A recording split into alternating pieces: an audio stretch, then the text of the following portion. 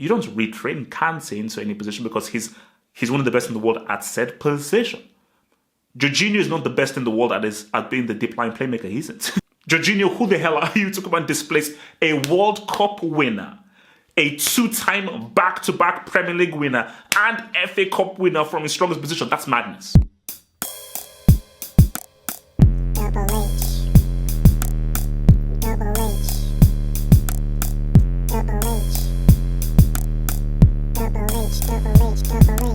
Alright, so I want to, this is something I wanted to do because I think we're just, reading Sarri's comments, looking at Kante, and I just wanted to really divulge and just break this thing down. So, Kante,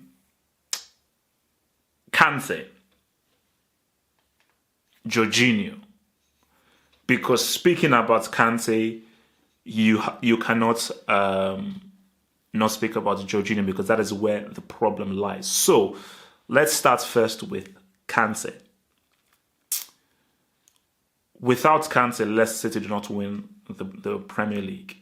Yes, Mahrez was important. Yes, Vardy was important. Yes, the defense was important. It was a great team. Ranieri was very important. Kante played an incredibly crucial role in what they did.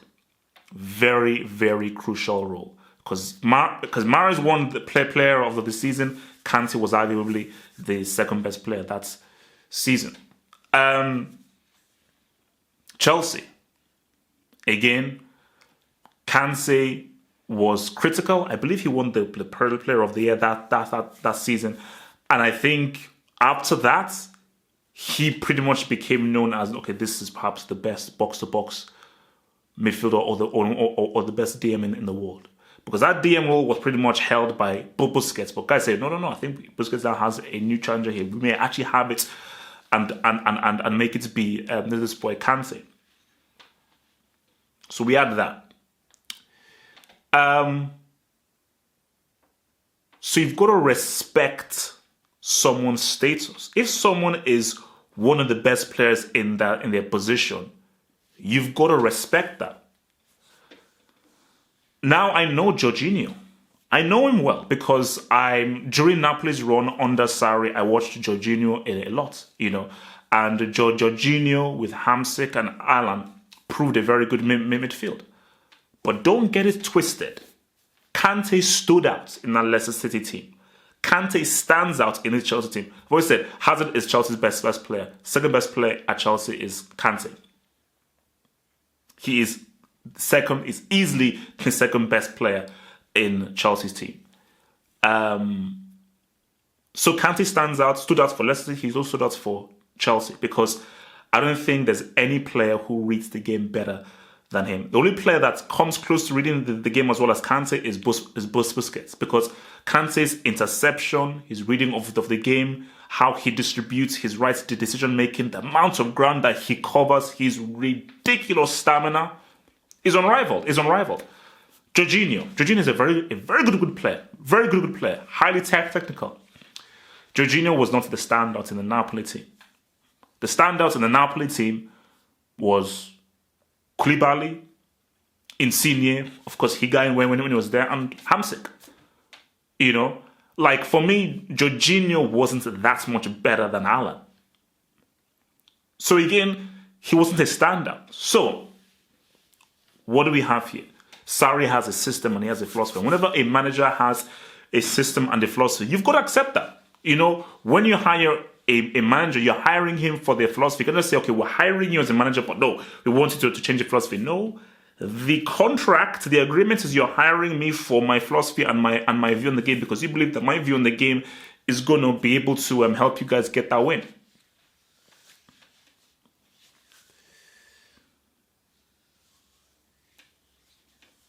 But the problem is this. Jorginho's arrival has taken Kante out of his comfort zone. Because what you're having right now is Kante is having to be freed up because Jorginho occupies the role that he's in. So within that midfield setup, Kante can't be around where Jorginho is because they will overlap against each other. And Sarri doesn't want to play two pivots. So you've obviously seen where Sarri says, no, this is the deep line playmaker role that is occupied by Jorginho. Everybody else, you're freed up. But nobody else plays where Jorginho is. He covers that area of the pitch. So that means that Kante has now had to be much more free roaming and end up in more attacking positions. Because Kante can't be like, okay, I'm just going to just stay here in midfield. No. Nobody else is offering Hazard the pass. I've got to make that forward run.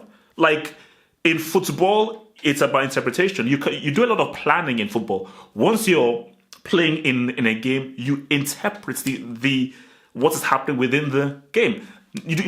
No manager can plan everything out in every single minute of every single game. Sometimes you just have to instinct. And a lot of instinct is, I need to make the forward run. So I'm giving this guy an option. But Kante is not a final third player. He isn't. That's not what his game is. He is a strict midfielder. He's a midfield general, a midfield squadron, a midfield maestro.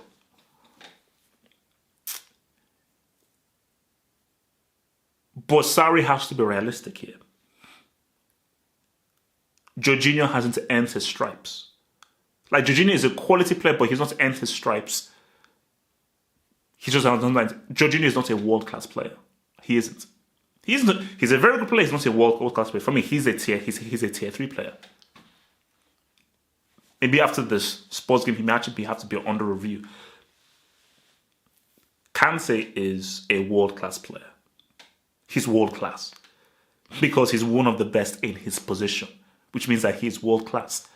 So here comes a conflict of interest in, because that register role that Jorginho is playing, Jorginho plays it better than how Kante plays it. But Kante is a better defensive midfielder than Jorginho.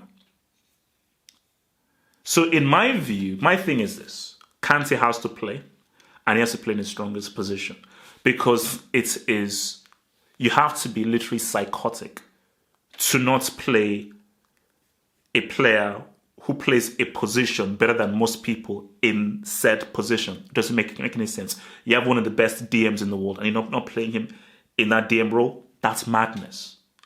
Don't retrain him, put him anywhere. He's one of the best at that role. You play him there. It's like, you know what? I want to play Messi as a DM. No, Messi is one of the best playmaking attackers the world has ever seen. Why are you playing me at him? So that doesn't make any sense. Oh, you know what? I want to use Neymar as a central midfielder. What? So it just doesn't make sense. And my thing is that a different role has to be found for Jorginho, because Kante has to play that DM role. He has, because even more so because you've got David Luiz in defense. Kante is needed as that protective tissue to restrict the amount of defending that the Chelsea defense has to do, specifically Luiz. So Kante has to be there. And for Jorginho, he's the guy that has to be retrained into something different. See, now that is where we're going into. And that is a mistake that I think Sarri has made. You don't retrain Kante into any position, because he's one of the best in the world at said position. Jorginho is not the best in the world at being the deep line playmaker. He isn't. He's very good at it. He's not the best in the world at it. No, he isn't. Fabregas is better than him at that position. Even as well as Fabregas is better. So it's Jorginho that Sarri has to say, you know what, Jorginho, can you play midfield more? Can you actually play much more of a central midfielder who now breaks from midfield? I need to retrain you into this. If he can't play there, I'm sorry. But Kante has to be in that position. But the thing about Sarri is that he has his philosophy, and Jorginho is his boy, and Jorginho was very good for him at Napoli. But for Sarri, this isn't Napoli. This is Chelsea. And for Sarri, you didn't have a Kante at Napoli. And for Sarri, this is about results. So you have to have a balance of your philosophy. Yes, use your philosophy, introduce your philosophy, be strong with your philosophy. But it's about getting results. So you have to have, sometimes you don't have to take a step back and be like, all right, I know what my philosophy is. This is what is best for the team. This is what is best for the team. So, because, see, what I didn't like from Sarri is like when Sarri was saying how he didn't like how Kante was trying to solve the game by himself and getting himself in attacking positions. What's he supposed to do? Like, for Sarri, no, that's your fault. Because Kante has been taken out of his element by the tactical setup. Because trust me, Kante is not a guy that will go rogue and do anything. Kante will listen specifically to the instructions and he will read the game based on what the system is. Kante is not the kind of guy that will just say, oh no, I'm going to do what I want to do. No, he's a guy that you can just tell that Kante is a guy who will listen to the T to what instructions the manager gives him. But whatever instructions the manager gives him, a footballer is a footballer. So obviously, the system has created an environment where for Kante, you have to make the forward run. You have to be another option for the guy with the ball to have, because Jorginho has been given the ball there. And obviously, this system means that every other midfielder, apart from Jorginho, has to roam, has to move around. So I don't really know what Sarri wants from Kante. So do you want Kante to be right next to Jorginho? Or do you want Kante just to be right in the center of the midfield? It's like so... Because remember, for Kante, he's a guy that does like to roam. But his roaming is predicated on him being the DM. Where he knows, okay, that's I do roam, but I don't know my overall role as the DM. But you've got Jorginho there, so you've not taken him out of his role. But look, man, like, this isn't like a hate piece on Jorginho or anything, because look, man, okay, it was one really bad game he had, an awful game, but and everyone is afforded that. But it does not make any logical sense to not play one of the best DMs in the world as the like. Does that make any sense? Like, Sarri has to think. For Sarri, like, look, I'm sorry, like, you don't have enough clout to come in and be like, no, you don't. Yes, come in with your philosophy and everything. You're not Ancelotti, you're not Guardiola, you're not Mourinho, you're not Alex Ferguson. You're not that. So you do need to earn a little bit of respect. But again, it doesn't make any logical sense that Kante isn't playing as a DM. So my main thing is that Kante has to always be the DM, because it's one of the best DMs in the world. Jorginho, that's what you've not got to figure out, how he fits into the system. You can't bring Jorginho. How does Jorginho, a dude from Napoli, come and displace Kante from his strongest position? That's madness. That is madness. Jorginho, who the hell are you to come and displace a World Cup winner, a two-time back-to-back Premier League winner, and FA Cup winner from his strongest position? That's madness. That's madness. Come on, bro. Nah. I mean, sorry. Come on, bro. Thanks for watching the video. Now think about becoming a Football Hot patron by pledging an amount each month and then gain access to exclusive content only on the Football Hot patron page. Peace. Head over to the official site at halffootballhot.com or just click over here.